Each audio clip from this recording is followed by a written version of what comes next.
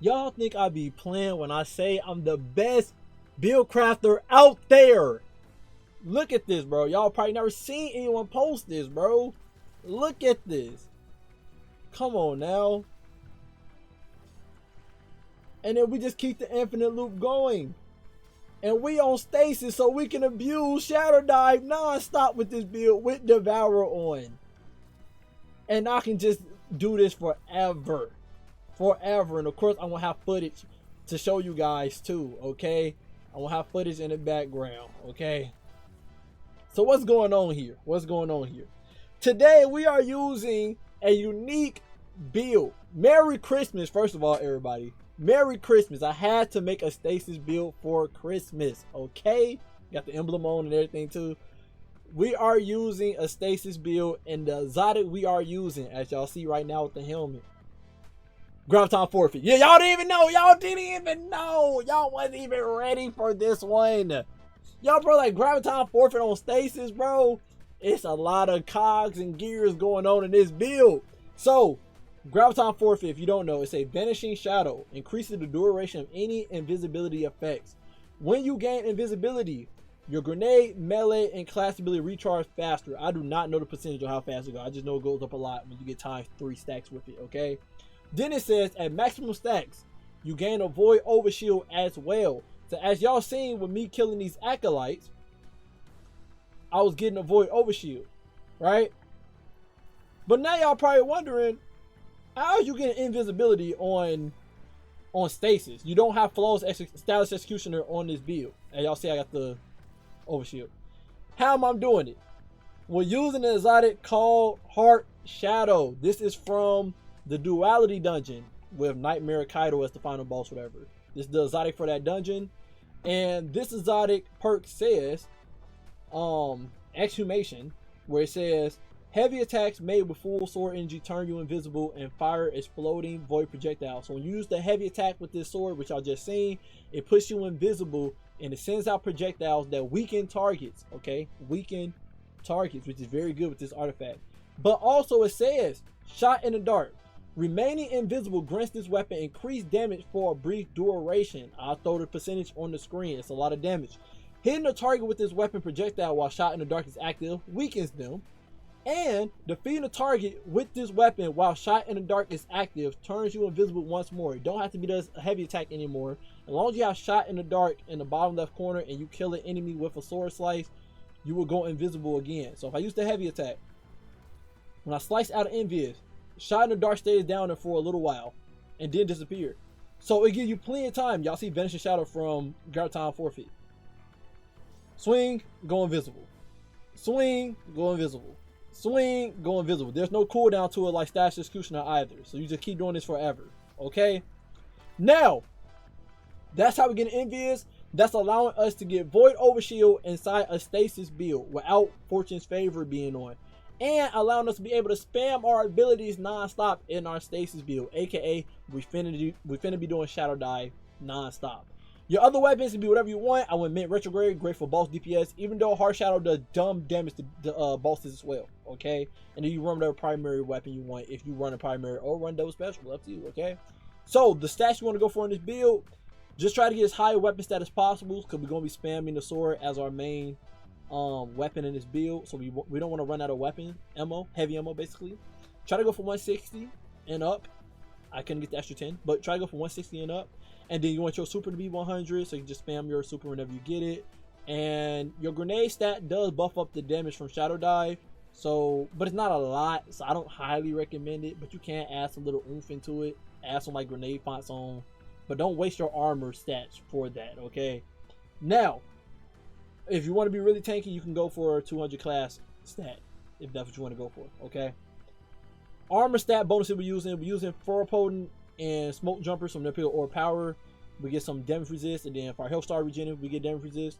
But you also can go for the Sword Master armor set to get ×4 resist whenever you block with the sword, or you go with the Sage Master set from the dungeon that makes that whenever you swing with the sword, you get grenade energy and class ability energy, which will pump up even more energy for your shadow diving in this build, getting glacial grenades non-stop. I think it's overkill, but you can definitely go with it. you can definitely go for that if you want to. Okay, just giving y'all some options out there. Artifact. Main thing you want an artifact. Void Infestation, so that every enemy just keep getting weakened non-stop once you do one heavy attack. Then every time you keep killing somebody, the Void Infestation will spread to the next person. You keep the loop going, doing damage to them. You want Sword Storm combo. You can do 3 swings and then a heavy, and then every enemy around you will get blind from the Sword Storm around you. So I know it's not like Practice Blade where it is an actual combo for it. This one you just have to swing 3 times, then press heavy. Okay. We got Argent Blade on. This is very important. This gives us 100+ charge rate on our sword. So this making that we can spam the heavy attack on Heart Shadow more often instead of having to wait for a long time. Okay, so this maxes the stat out on Heart Shadow. If you pay attention to Heart Shadow only has 35 charge rate. So this helps it out a lot. Okay. By the way, too, the catalyst for Heart Shadow make it that you get increased reserves. I think the regular reserve is 57. Catalyst buff it up to 63. And then increase your movement speed. It's not that important, but hey, every extra ammo counts on the sword, right? Anyway, you want Singularity Blade, so you will have Devour in this build because of all the weakening kills you're going to be getting from the sword itself, and then Power from Pain give you Devour from killing weakening enemies. So having Singularity Blade, as long as you have Devour on, every sword slice you do will do weaken. Stack that on Heart Shadow doing the extra damage with Shot in the Dark, and you're going crazy, okay? And we got some Void Surges in this build too to even increase the more damage, okay?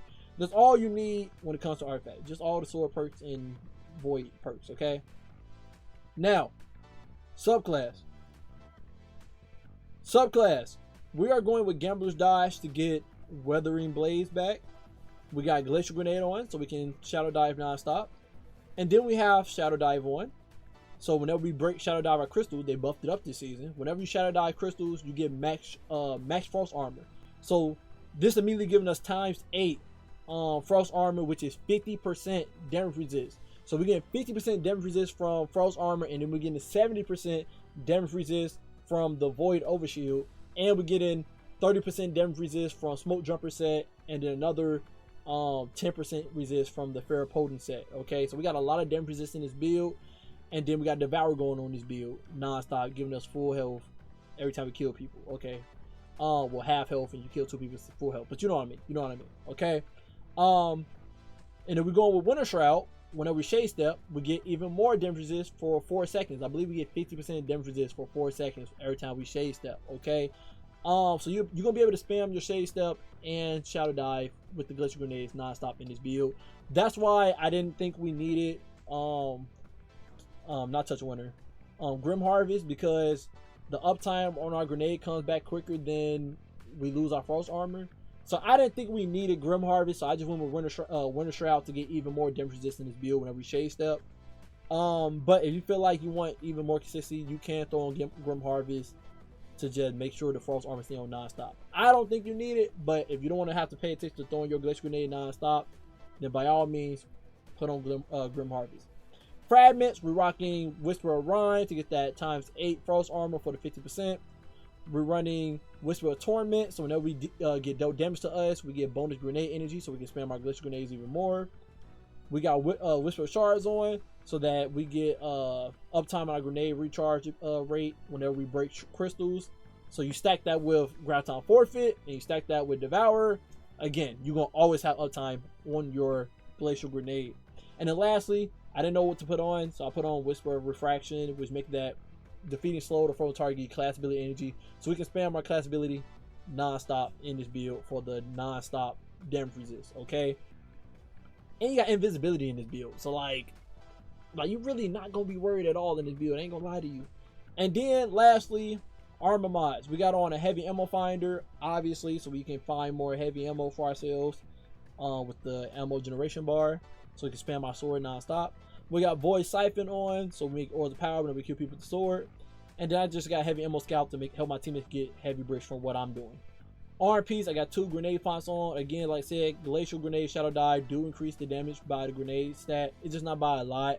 But hey, it's nothing else I can think of putting the arm piece and we'll have the sword out non-stop. So this I put on, and then I put on Bolstering Detonation. So whenever I do grenade damage, I get class ability energy, so that we can spam the class ability more, just like I'm doing with the grenade. We got on our resist mods on our chest piece. We got on Void Weapon Surges, 2 of them, so our sword damage goes up by 17%. And then we got Void Scavenger on to get more ammo for our sword, but then we do find a heavy brick. Class item, we got on Reaper, so when I shade step and kill somebody with the sword and make an orb. Bomber, give me some grenade energy if I shade step, and then powerful attraction, pick up the orbs around me when I am fighting enemies. So that's the build, and I'm gonna show y'all footage at the end of this. But yeah, you really are just able to spam non-stop your abilities with this build, especially when you get devoured. Once you get devoured and you get your 3 stacks of the invis, your abilities just come back super quick. As you see, I was able to use Shadow Dive before the frost armor of us went away, and just like that, I got it again. As you see, like I said, it's non-stop. You ain't gonna be worried about it at all. Okay, hope you guys enjoy this Christmas build. It's a very unique build. I say go have a ball with it, have fun. I chose Stasis because there was no other build, no other subclass that hunters could take advantage of this with. Prismatic got Stylish Executioner, so no reason to need to use Hard Shadow. Void got Stylish Executioner, so no reason to use it on Void. Solar don't have no broken grenade on it besides Trip Mine, and then it's like, why use Graviton Forfeit if you can just use Mkara Spine, right? Young Mkara Spine. So no reason to use it on Solar. And then Arc is a melee build. You're not spamming grenades on Arc unless you're using Lucky Raspberry with Arc Bolt grenades. So the only option was use it on Stasis, spam Shadow Dive. Okay, and that's what I did. Hope you guys enjoyed this build. Love you guys. Appreciate you guys as always. And have a great Christmas, y'all. Until next time, stay up.